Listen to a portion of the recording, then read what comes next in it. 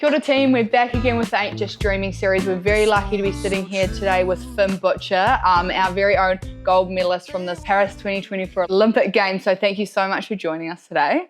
Thank you. Thanks for having me. Finn, you are our first kayak cross athlete in the men's and also the first person to ever win it, so that's particularly cool.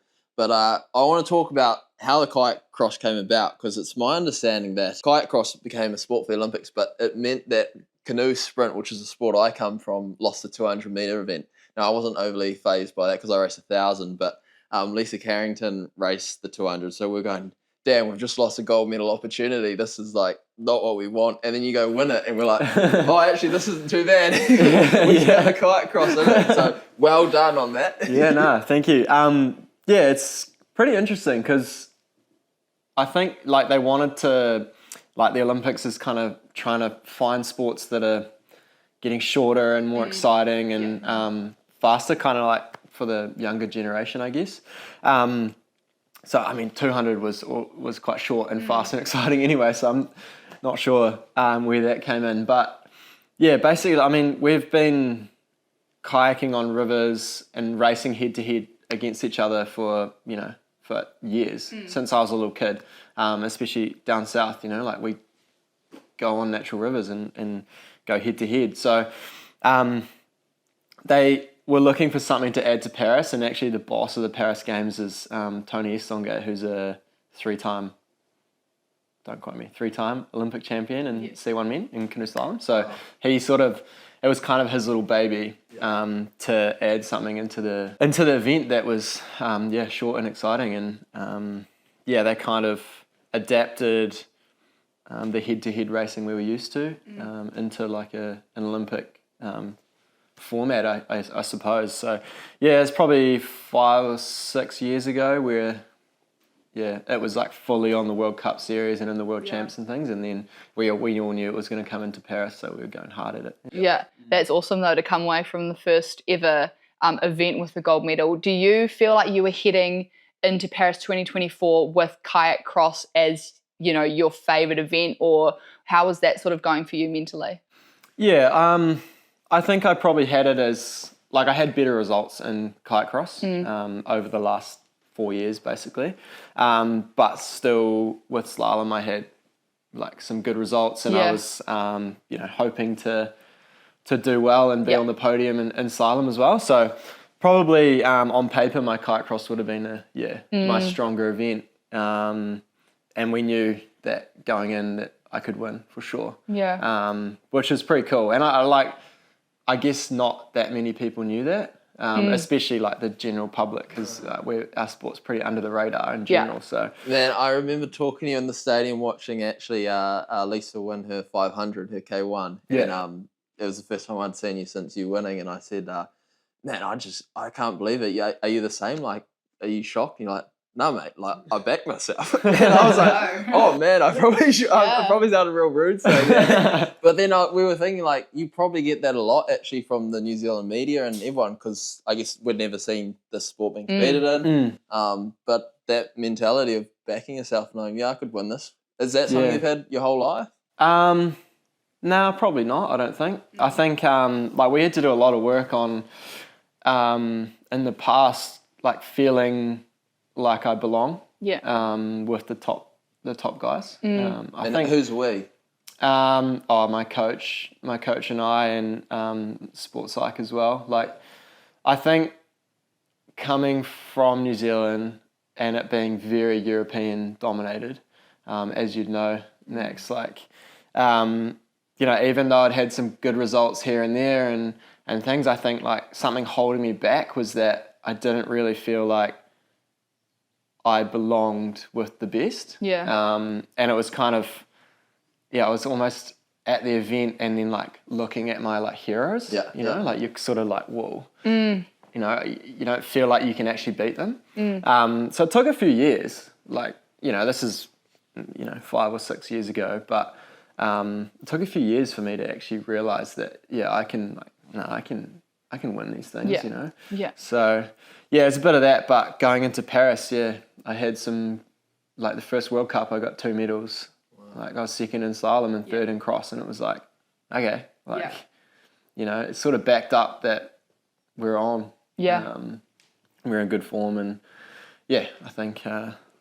And that's so important, taking that confidence away from those events, especially the ones that are so close to a major event like a games. It's just so awesome to be able to go into that and, take that attitude, because you are there because we are having the potential to go out there and create something really special for ourselves. So it's important to have that confidence when you're coming into that massive event. It's really cool. How did you feel mentally, like resetting from slalom to going into cross? Like how did that work for you? Because you got DQ'd on a gate hit, right? I got a 50-second penalty, which is like basically like you're out. Yeah. So it was tricky. Yeah. But I've been racing those two classes for a long time now, and you've just got to learn how to realize that there's another opportunity. And it's probably like you or both of you actually, like racing multiple classes, there's multiple opportunities to do what you can do. I was going pretty well in the slalom. Like my speed was really good. I think in the heats I was 6th or 7th or something. So definitely in for getting into the final. And semi-final I actually finished, I had 2 touches when I finished. But I could see on the board that I'd qualified. Yep. Like I'd done enough, but there was a review happening. Yeah. And so then I was like, okay, sweet. That was a messy run, but like we're in. It's all good. We get another chance in the final. And then they put it on the 50 on later. So they like watch all the TV screens from that and run. Stuff. Yeah. And I just like cut it too tight basically. Yeah. You've got to get your whole head in. So that was like a bit of a disappointment. And a kind of a tricky one, but I just gave myself that evening to just be like, just let it kind of like be there and be disappointed. And then I kind of said that, woke up the next day and like in the bus on the way to the time trial for my kayak cross, that would be the time where I'd just flick back into that's done. You can't do anything about that now, and I've got another opportunity to go in the cross. So it was interesting, but it just teaches you a lot of resilience, and I've had a lot of times where I've built resilience over the my whole career, whole life as well. So it's kind of one of those things where I was enjoying myself so much at the games, even though that was a disappointment, that I really wanted to keep enjoying myself and rip into the cross. So. Yeah. No, I think that's powerful as well, to be able to have the ability to reset, with multiple events, coming back the next day. And if you haven't had the result that you were really chasing and whatever was first, being able to actually still bring your A game to that next event, that's where a lot of people do actually crumble. But if you can remain, confident and have that sort of positive energy, you're just you've got that edge over other people. So. Yeah, definitely, I agree. Let's talk about your community, Finn, because I think you've come from a pretty special place, the Central of Otago, Alexandra, right? Yeah. And we actually have a friend of yours, Nick Collier, who I've asked to give a bit of context to who Finn is when he's not in a kayak a bit. And so he's got some pretty amazing words here. So to understand Finn is to understand his community. He was surrounded by selflessness throughout his youth. His idols, Gordy Rayner and the late Sarge Hoffman, demonstrated altruistic values, which Finn emulates. I do Google what altruistic means, to be fair. Finn is incredibly community focused. He still competes under Central Otago Whitewater, and then brackets says cow. A decade on from leaving the area, which I think is amazing. Like still having that touch to your community is so special. The mouthguard he wore in Paris proudly showed the Otago strips and colours, which is great. Nice. He loves a good coffee, but more than that, he loves the opportunity shared coffee can have to sit down, yarn, and build a friendship. So I think people have said in interviews, you just seem like a really cool Kiwi guy, and obviously someone who knows you quite well. Yeah. Cheers for that, Nicky. Yeah, thanks, Nick. Yeah, that was great. Lovely words. Yeah. So talk us through your community and how you ended up. You weren't just dreaming; you ended up at the Olympic Games with the Olympic gold medal. Yeah. Man, like I guess like Nick kind of alluded to, like we grew up in such a cool place. And, you know, all of New Zealand is pretty special, but Central Otago, there's just, you know, the selflessness, like he said, and, you know, everyone just wanted to bring as many people into the sport and have them have fun as possible. And there's so many people that sacrifice a lot of their time to share their passion of, you know, whitewater kayaking, basically.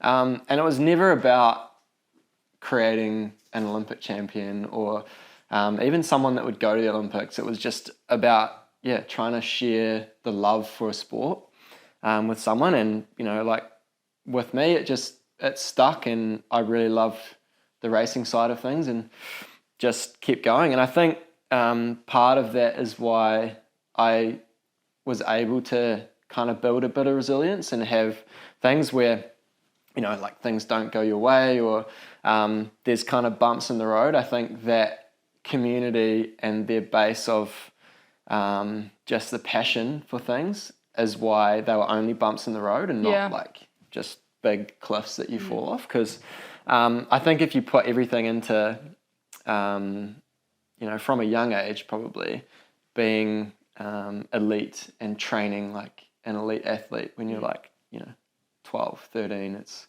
you know, it can be hard and hard to keep that love for it. So yeah, like Gordy and Mary, Raina are like my second parents pretty much, taking me around all over the place on the weekends and going on some awesome adventures, and they just took me in. And so some context, Gordy and Mary were coaches, or I don't think Gordy would call himself a coach. He was just like I mean, he was one of my mentors for sure, but he just kind of was like the driving force, and still is like the driving force behind the club down south. And you know, he taught me a lot when I was a kid, and still teaches me a lot now. And yeah, like introduced the sport to me and took me everywhere. And you know, he was they were in Paris watching, and it was pretty special to have them there. So yeah, it's quite hard to explain to me, but basically, like, I was just brought up by so many different people who just loved the sport and would do anything to share that with people. Yeah, and that's so special what you've been able to achieve as well this year, and being able to share that with them. You know, I feel like that's the full circle. Like you talk about these people as your mentors and your inspiration, but what you're doing now is paving the way for all the younger kids, you know, all over New Zealand, but especially down in Central Otago where you grew up.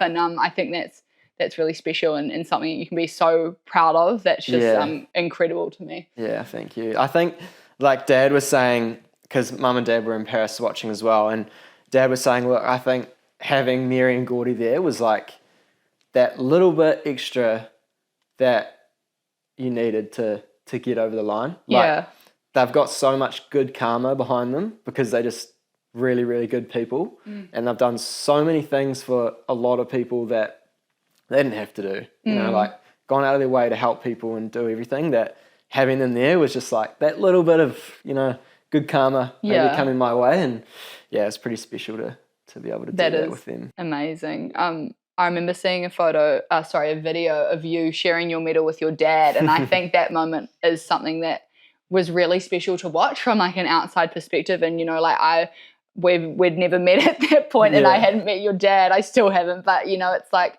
looking at that moment from an outside perspective and seeing like that passion shared between you and your dad, I think is something really sweet. Like was that awesome having your family there watching? Yeah, it was super special. Like I mean, you know, you guys will know that parents are the ones that are the most connected in your life and in your story. Like those guys, like Mum and Dad, worked so hard for me to be able to send me away paddling and doing stuff. Like I grew up in a like wedding and function centre in a cafe. So they were just like, it's so humble, working classic, so like much. your New Zealand Olympic champ. Yeah. Grew up doing dishes in a cafe.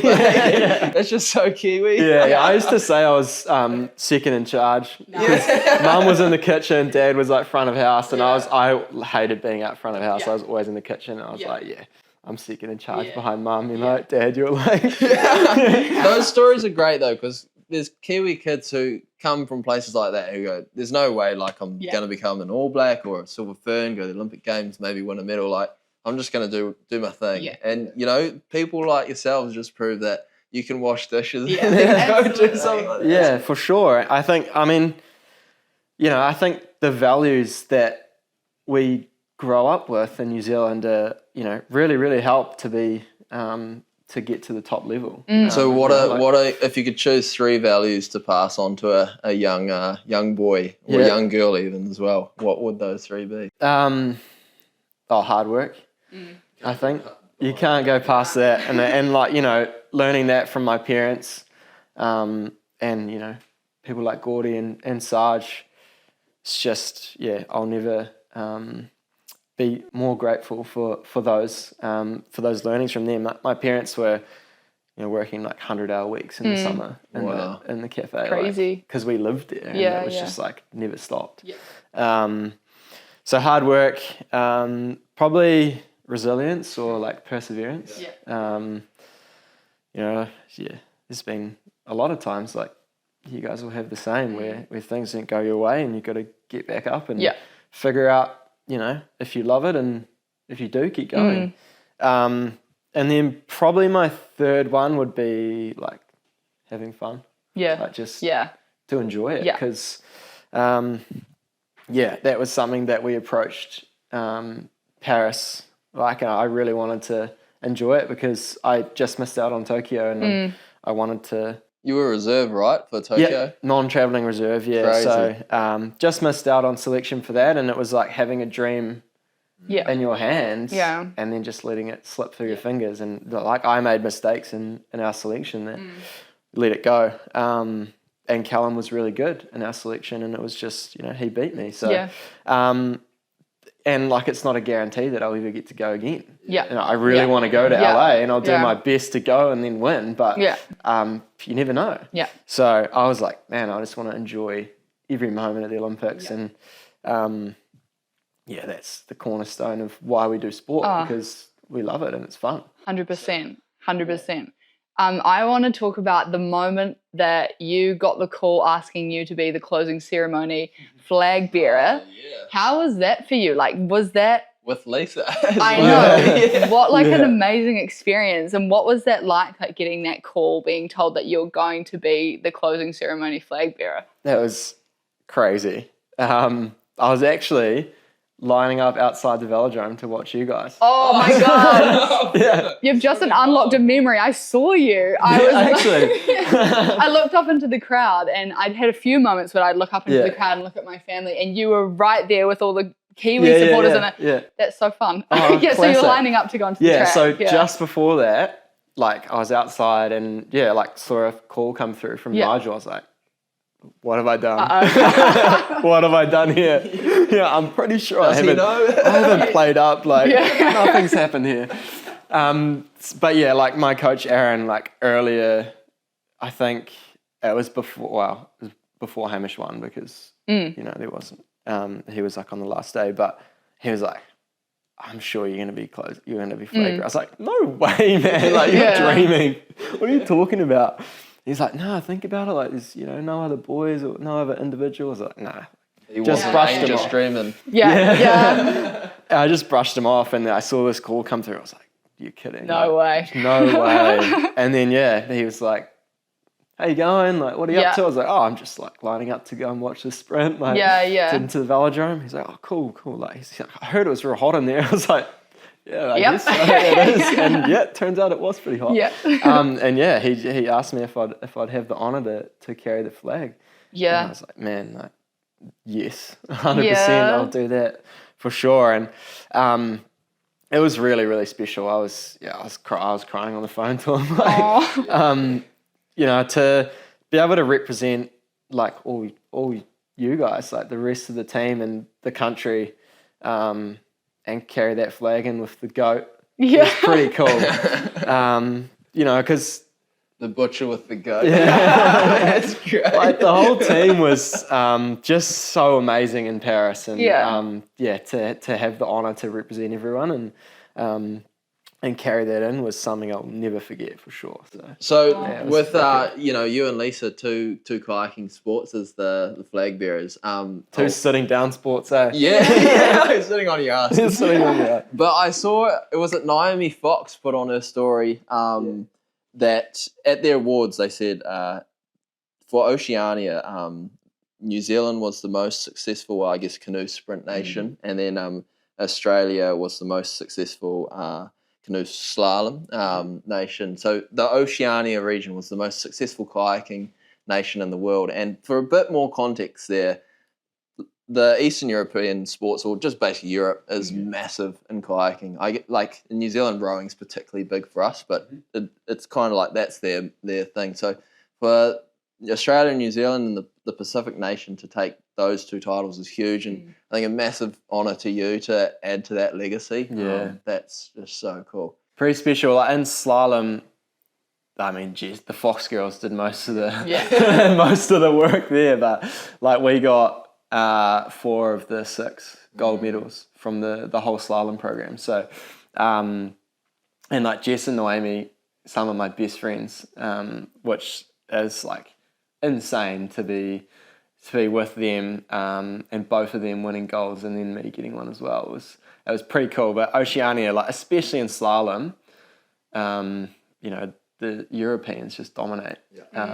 And so to kind of get all the important ones off them was pretty cool.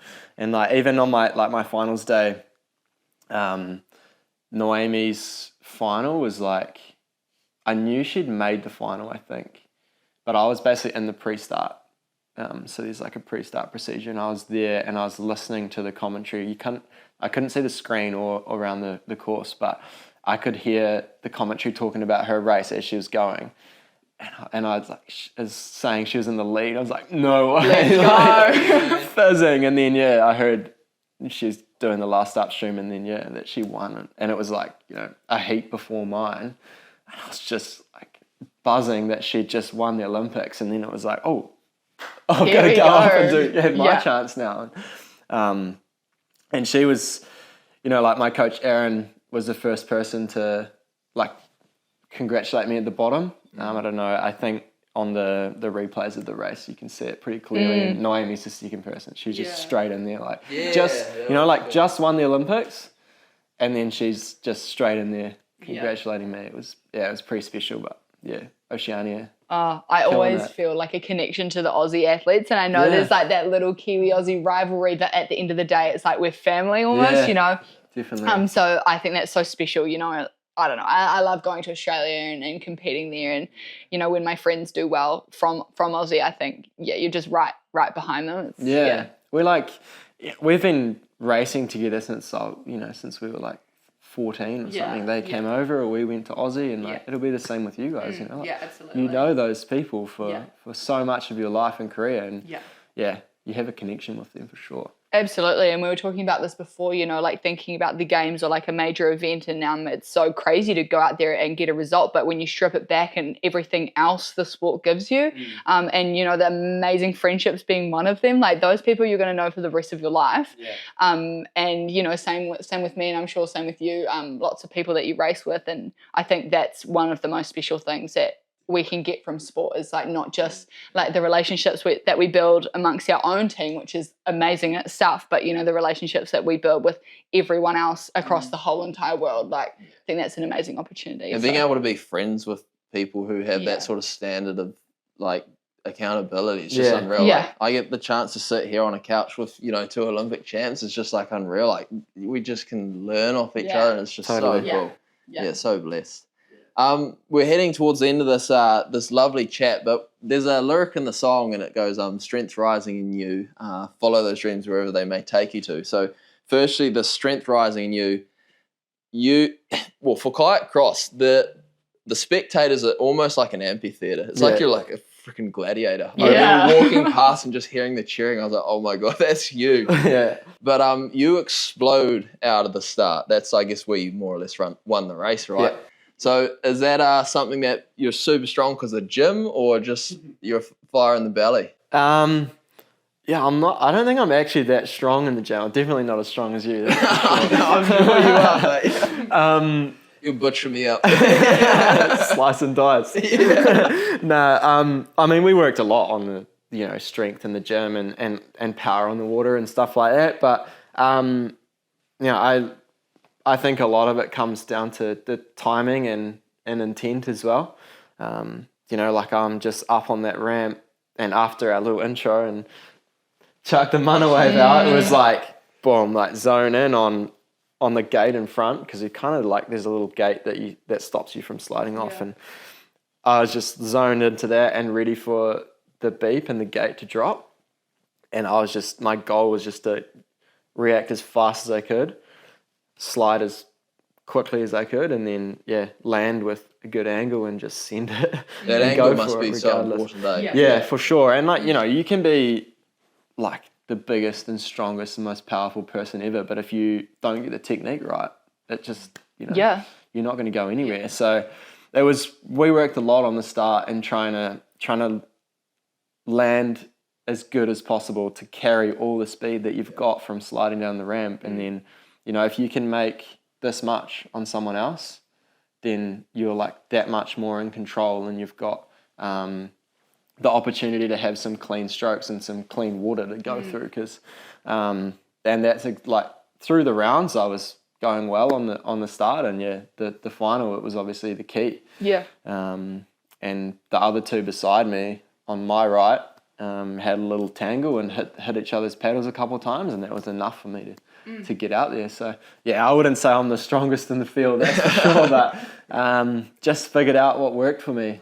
And just sent it, because it was like, that's the thing you can control from the start, and then everything else is just like react to the situation you've got. So 100%. And just to wrap up, your nickname, the Butcher, has that been a thing your whole life, or is that something that's kind of just taken off now? Because I feel like we've seen some really cool content and I love it. So tell me a little bit about that. It's actually it's just taken off, I think. I actually never had a nickname when I was a kid. Dad always had Butch. That was his nickname. And then so like our World Cups and stuff, on the live stream of those, that commentator would call me the Butcher. Nice. And I was kind of like, this is like, it fits kayak cross pretty well, I reckon. There's something Kiwi about it as well. And so when I started watching the games coverage, so we had a few days of racing, and I'd go back and rewatch it, and realized that that guy was calling me the Butcher as well. I was like, yes, here we go. So good.